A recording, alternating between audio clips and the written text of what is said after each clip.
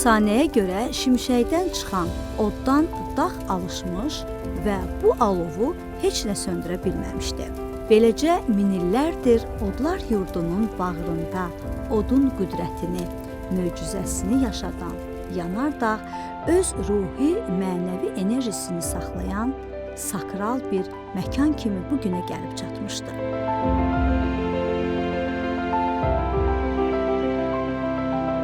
Bakıdan 27 kilometr məsafədə yerləşən Məhəmmədi kəndinin ən hündür nöqtəsi də elə Yanardağ ərazisidir. Şimaldan Pirşağı və Kürdaxanı, cənubdan isə Zabrat və Balaxanı kəndləri ilə qonşu olan Məhəmmədi kəndini Digah kəndindən ayıran isə bu dağ, bu dərədir.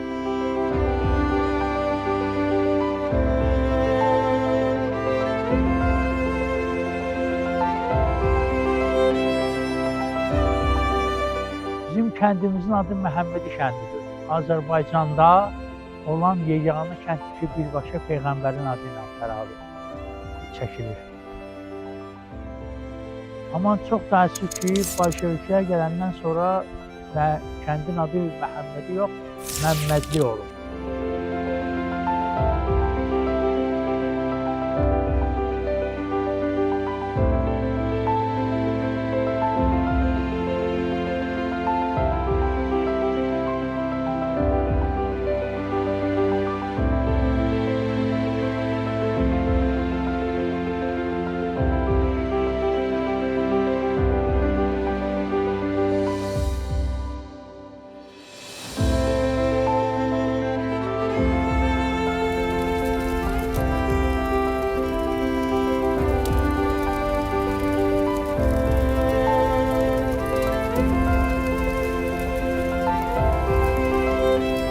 Yanardağ köhnədən yanan dağdır. Tarixin atası Herodot öz kitabında Yanardağ haqqında qeydiyyatı var və yaxınlığında yaşayış məntəqəsi olmağını da göstərir. Amma çox heyf ki, o yaşayış məntəqəsinin nə adını göstərir, nə də orada yaşayan qəbilələri. Yəqin ki, onda bu kəndimizin adı Məhəmmədi olmayıb. Çünki bu Peyğəmbər əleyhissalamdan sonra verilən addır. İpək yolu üzərində yerləşən bu qədim torpaqdan gəlib keçən bəzirganlar, ticarət karvanları odlar yurdunun möcüzəsinə şahid olmuş, müqəddəs odun sehrinə düşmüşdülər. Bu sehir hələ də insanları ofsunlamaqda davam edir. Yanardağ ərazisinə qurd yuvası, 1000 yaşı olan 2 qəbristanlıq, Qotur su bulağı, Əli daşı, Qırməki vadisi və hələ də fəaliyyətdə olan Palçıq vulkanı daxildir. Dəfələrlə kənd dolub, boşalıb, yəni əhali çoxalıb, azalıb. Nədən olur? Birinci olub təxminən 200 il bundan qabaq. Balaxanı kəndi ki, bizim cənubda yerləşir. Orada növ çıxarılandan sonra kənddə su axıb gedib ora. Oğdanlar ondan sonra quruyur. Su olmayandan sonra da Məhəmmədilər köçürlər Məhəmmədi məhəlləsinə. Qubinka Məhəmmədi məhəlləsidir. Əsasını Məhəmmədilər qoyulan və bütün demək olar kəndlərindən orada yaşayanlar var.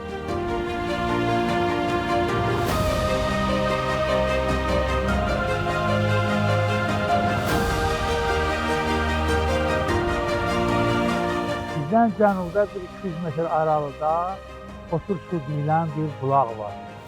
Abdonun ən hündür nöqtələrindən biri olan yerdən çıxır. Ən hündür nöqtədə yerdən su çıxır, küfürlü sudur. Orada Qotur su deyilən bu bulaqda mən dəfələrlə müalicə üçün su götürüb aparmışam. Qabaqlar çox çıxırmış, indi demək olar ki, quruyub, amma yenə də çıxır. Lazım olanda gedib bir yarım litir, 1 litir ondan götürüb gətirmək olar.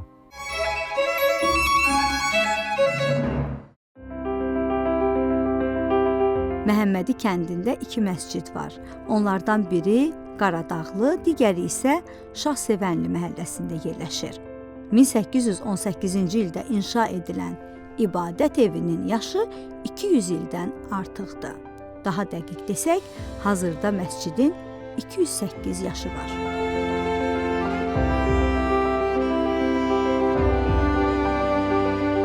Bizim kəndimizdəki iki məscid demək olar ki, yaxın tarixlərdə inşa olunublar. Hal-hazırda olduğumuz məscid kəndin bir məhəlləsinin məscidi olub, digər məscid isə kəndin digər məhəlləsinin məscidi idi. Və o dövrlərdə kənd əhalisi az olduğuna görə xatırladım ki, bu məscid tikilən zaman Məhəmmədi kəndinin əhalisinin sayı təqribən 300 nəfərə qədər olub. Ona görə də balaca formada tikilib, yəni o dövrün imkanlarına uyğun olaraq və cəmaatının sayına uyğun olaraq balaca tikilib. Təqribən 80-90 insanın eyni vaxtda namaz qılması üçün nəzərdə tutulan məscidlərdir. Hər ikisi tağlı üslubda tikilib, günbəz və minarəsi yoxdur. Çünki o dövrdə biraz günbəz və minarə tikmək çətin idi və qeyd edeyim ki, bu məscidlərin tikinti tarixi təqribən 200 ildən yuxarı bir dövrə əhatə eləyir. 19-cu əsrin əvvəllərinə mənsub olan tikililərdirlər hər iki məscidimiz. Sal daşlardan tikilən məscidin 2 giriş qapısı var. Yerli əhəmiyyətli memarlıq abidəsinin üzərindəki daş kitabədə məscidin inşa tarixi qeyd olunub.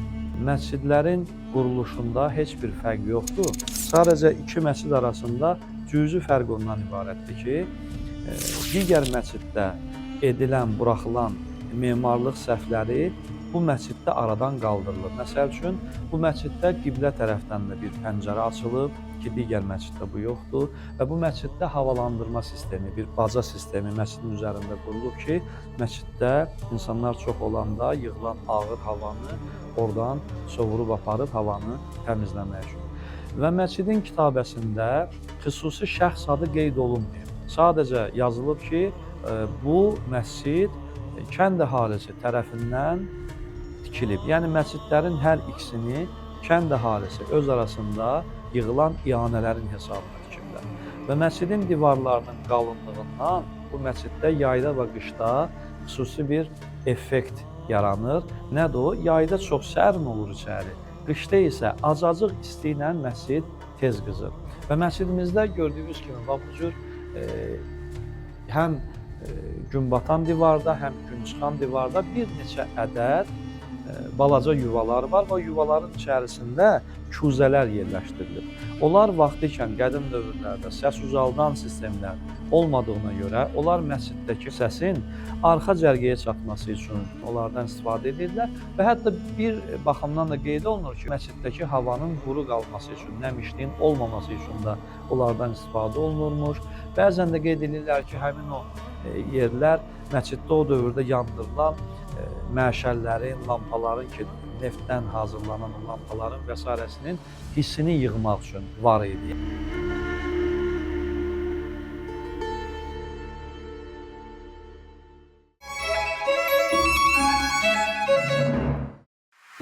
Məhəmmədi kəndinin kənarında yerləşən bu yer kənd böyüdükcə yaşayış sahələri ilə çevrələnib.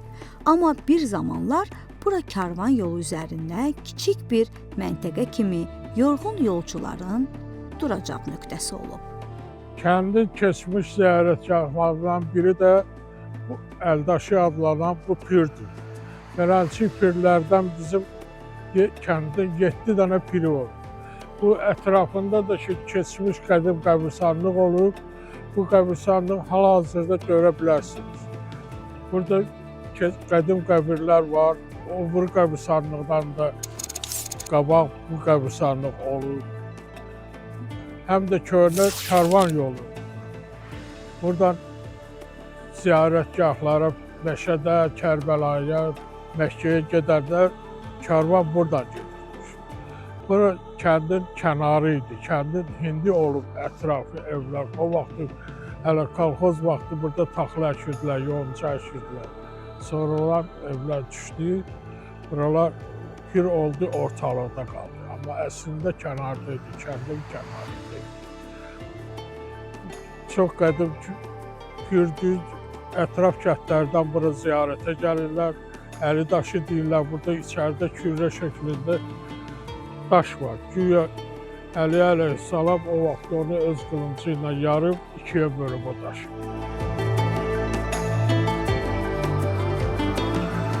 Bu ziyarətgahın yanındakı bina o qıraq kəndlərdə ətrafdan gələnlərdir. Əgər yerləri, yatmağı yerləri olmasa burada yatmaq üçün onlar üçün ayrıca otaq tikiblər. Otağın bayır tərəfindəki o daşlarda olan çıxıntılar heyvanlarını, dəvələrini, atlarını bağlamaqdan ötürü. Binanın üstündə o daşda yazılıb, biz oxuya bilmirik o neçənci ildə yaranıb. Amma ki, çox qədim tarixi var o Əli daşının. Necə biz onu da Əli ayağı var, bu da eləncik Əli daşıdır.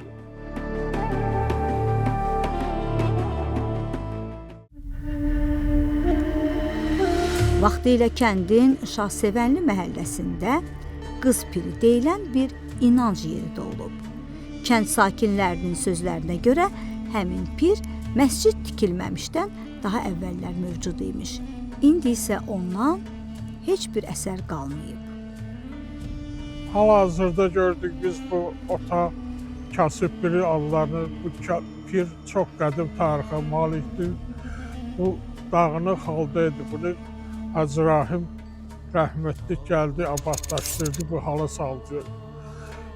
Bura çox keçmişdə mənim atam da danışırdı ya, ondan qabaqdakılar da danışırdılar ki, bu qədim pirdir.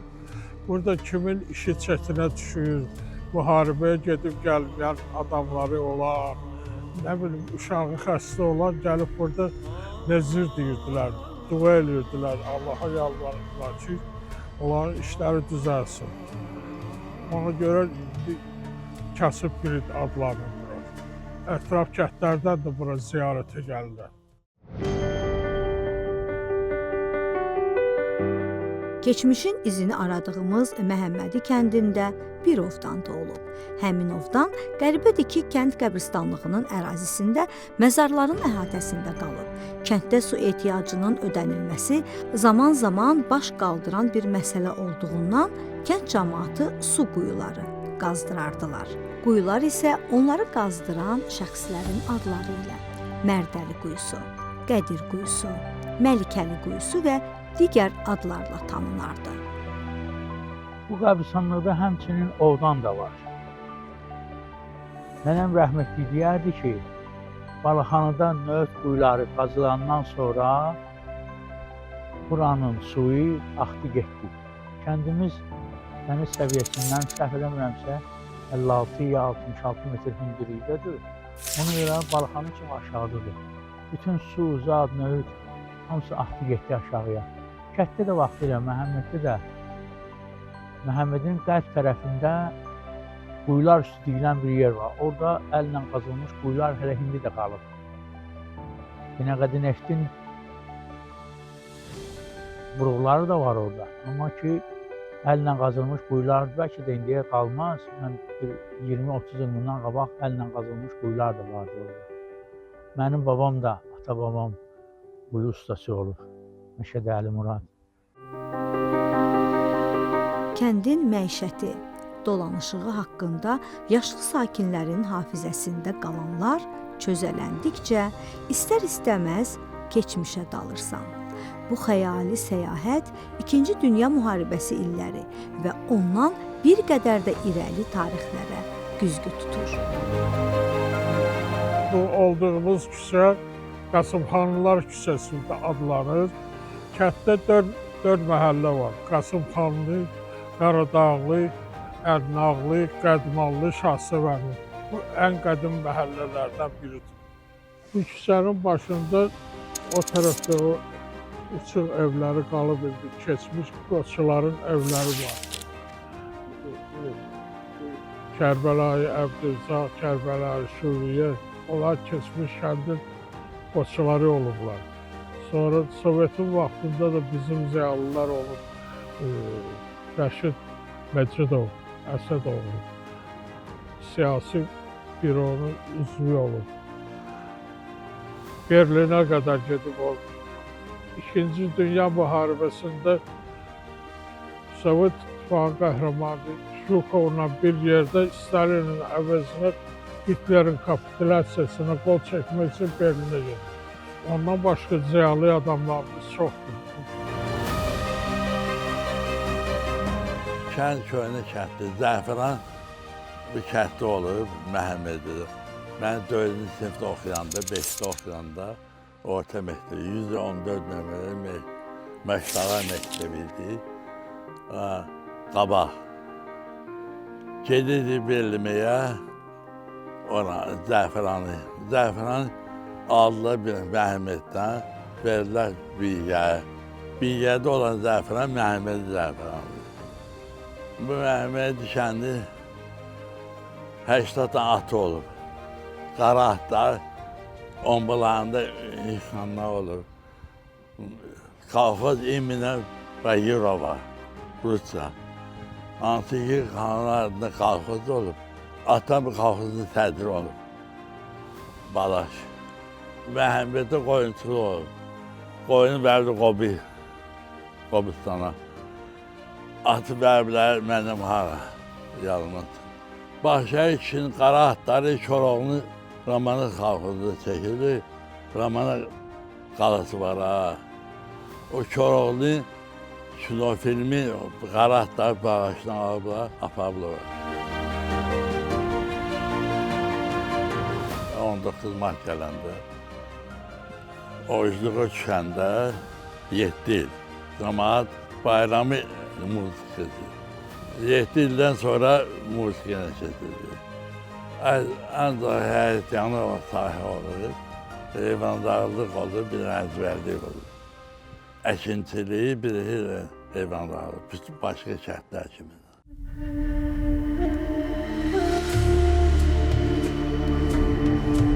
Məhəmmədi kəndində 2 qədim qəbristanlıq olub. Kənd böyüyüb, məskunlaşma sıxlaşdıqca onların da sayı artıb. Amma kəndin qədim tarixi ilə bağlı olan əsas bu 2 qəbristanlıqdır ki, burada orta əsrlərə aid yazılı sinə daşları, sənduqələr, eləcə də sərdabələr var. Qədim qəbirlər üzərindəki yazılardan onların tarixini müəyyənləşdirmək mümkündür.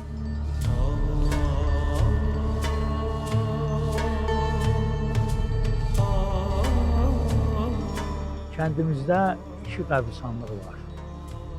Hər ikisi qədim qəbristanlıqdır. Aşağısı bir 500 illik tarixləri var. Burada indi biz köhnə qəbristanlığın, daha doğrusu qəbristanlıq umumidir. Köhnə qəbristanlığın bir tərəfindəyik. Burada sərdabələr vardı. Bir 30 il bundan qabaqdan böyük sərdabələr vardı. Orada sərdabələrdə qəbirlər tərsinə bastırılırdı. Ayağının altı qibləyə bastırılırdı. Onlar əmanət deyilirlər onlara. Əmanət qoyurdular ki, aparsınlar onları, həmin vəfat etmişləri dəfn eləsinlər Kərbəlada, Məşəddə və yaxud Həcdə. Sonra Sovet hökuməti gələndən sonra yollar ki, bağlandı. Ondan sonra onlar hələ qaldılar burada. Kənd sakinlərinin dediyinə görə, bəzi həyətlərdə tikinti aparılarkən yer altından Abşeron daşından yonulmuş yazılı baş daşları və iri cüssəli insanlara xas olan qəbirlər aşkar olunub. Digər qəbristanlığımızda da, orada da, hətta orada sənduqələr də var. Burada sənduqa 1-2 dənə qalır. Mərhum Hacı Ağa müəllim deyirdi ki, 63-64-cü illərdə gəlib kənddən qəbristanlığına sənduqalar aparıblar. Şəhər-şəhərdə nümayiş etdirmək üçün. Buradan da o birisi qəbristanlığına sənduqalar aparıblar. İndi onlar da yağın tarixi yazılıb, orada yazılıb deyə bilmərəm. Amma ki, sənduqalar gedib burada. Təxminən bir 500 yaşı var qəbristanlıqların, hər ikisinin elə məhəllə qəbristanlıqlarıdır. Bu Qaradağlı məhəlləsinin qəbristanlığıdır, o birisi də Şahçavan məhəlləsinin qəbristanlığıdır. Bu küçə kəndin ən qədim küçələrindən biri olub, mərkəzi küçələrindəndir. Vaxtilə bu küçədə duluzçular, nalbəndlər, cürbəcür sənətkarlar həmin bu küçədə olublar. Bundan başqa kəndin bir neçə qədim küçələri var, çox qədim evlər olub burada. İndi zamanı dəyişdikcə evlər uçulur, dağılır, tez evlər tikiblər. Amma kənd özü qədim kənd. Vaxtilə Herodot bu kənd haqqında yazıb. Yanardağ haqqında, Qurt yuvası haqqında, Qotursu haqqında o Herodot öz səyahət vaxtında bu kənd haqqında yazıb. Bahar ilıq nəfəsi ilə torpağı əzizlədikcə, yer altından baş qaldıran nərgizlər yuxulu gözlərini geniş dünyaya açır. Yaz hazırlıqları torpağa qulluqdan başlayır. Bağlarda budama, təmizlik işləri, gülə çiçəyə qulluq həyat sevgisinin gözəlliyindən, sevincindən xəbər verir.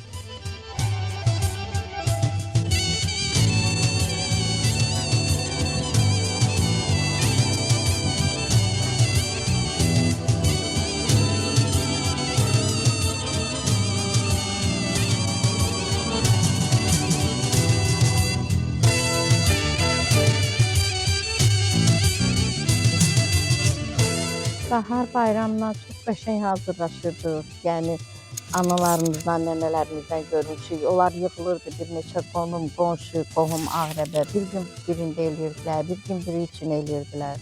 Çox qəşəng. Yəni mənim nənəm yaşlı nənəm olub. Bütün kəndin demək olar yarısı nənəmin yanına gəlirdi Novruz bayramını. Səhəri gün bizim evə axın başlayırdı nənəmin yanına. Elə ki bayram yaxınlaşır, masalar bayramın gəlişinin şəninə səməni halvası, fəsəli, şor qoğalı, xanımların əzizləyə-əzizləyə süfrəyə düzdüyü nemətlərlə bəzənir. İsti təndir, ocaq başı, mis məcməylərdə bişirilən səməni halvasının ətri etnografik kənd lövhələrinin tipik mənzərəsini canlandırır.